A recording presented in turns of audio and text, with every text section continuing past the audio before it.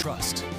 The Tennessee House has approved a new bill to increase punishment for those who make threats to schools. Thanks for joining us tonight. I'm Sarah Diamond. Casey Marler has the night off. That bill would increase the charge of a school threat from a misdemeanor to a felony in the state of Tennessee. It's now up to the state Senate to make it official. News Channel 11's Karen Jenkins spoke with local law enforcement and state lawmakers about why they say it's the right time for the change. Karen? Thanks, Sarah. Although Sullivan County Sheriff's Department didn't have exact numbers on hand, they say school threats have certainly increased just this school year. This bill is meant to make anyone think twice before threatening violence at a school because the penalty will be much more serious.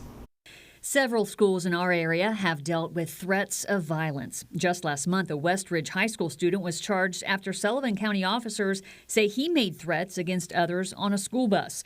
Law enforcement say similar threats are on the rise, and whether a so-called hoax or not, school resource officers say each threat is investigated the same way. Officers working hours, often through the night, to determine if it's safe for the school to remain open.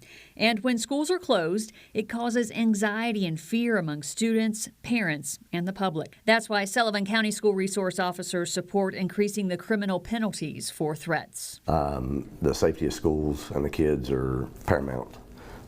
Anything we can do to increase what follows our investigation, penalties and punishments for this. Currently, making a threat is a Class A misdemeanor, punishable by up to 11 months, 29 days in jail. But State Senator John Lundberg of Bristol, who was sponsoring the Senate version of the bill, says making it a felony is a more appropriate punishment.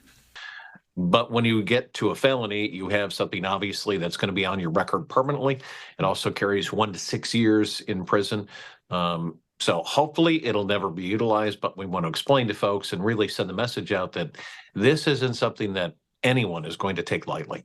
Lundberg says it would be up to a district attorney to decide whether or not a juvenile caught making threats would be charged as an adult. And Sergeant Carter says he and the other school resource officers plan on meeting with students to emphasize just how serious making a threat is. Yes, we had actually talked recently, even before this bill, of getting in each school at the first of the school year and having talks with all the students, and if parents have questions about it, to let them know the severity of it. Both the House and Senate bills provide an exception for people with intellectual disabilities as defined by state law. Now, if this bill passes, it would become law in July. Sarah?